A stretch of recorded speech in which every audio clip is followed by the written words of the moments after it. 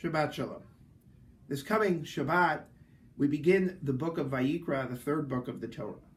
But we actually bring out 3 Torahs this coming Shabbat. First of all, the regular Torah for the weekly portion of Vayikra. It's Rosh Chodesh, the first of the month of Nisan, which means 2 weeks until Passover, sorry. But we bring out a Torah for Rosh Chodesh. It's also Shabbat HaChodesh, the special Shabbat, which usually precedes Rosh Chodesh Nisan, but this year it comes together. So 3 Torahs. That's the Rabbi's way of telling you that services this Saturday will be a little bit longer. However, at the end of services, we have a lunch and learn. As I'm sure many of you know, this particular rabbi has an eating proclivity towards meat. So it will be a daily lunch and learn.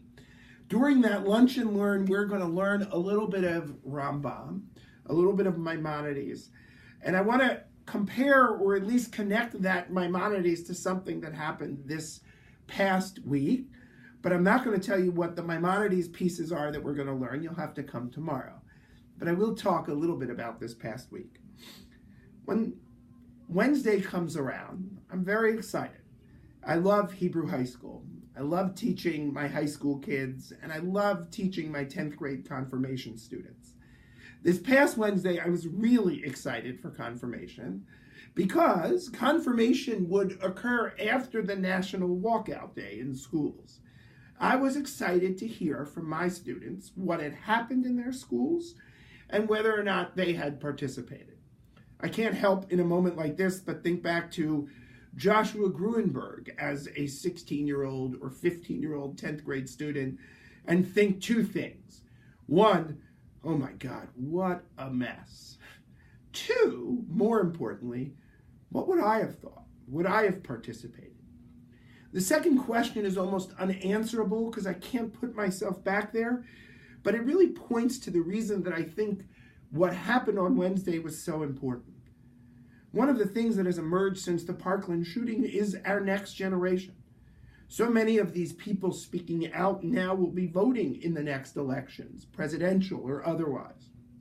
This next generation is finding their voice in front of our very eyes. So their decisions on Wednesday, whether to participate or not to participate, the reasons that they make those decisions are so important to the future of our country. We are actively watching them find their voice. And I can tell you that in so many ways, my generation has failed that generation. We haven't protected them better since Columbine. And so we need them. But I also think I hope you, I look forward to hearing their voice. I look forward to them finding what it is that they will be passionate about and to them leading our country and the world into the future in a way, hopefully, that will be far better than the way my generation has done that. Shabbat Shalom.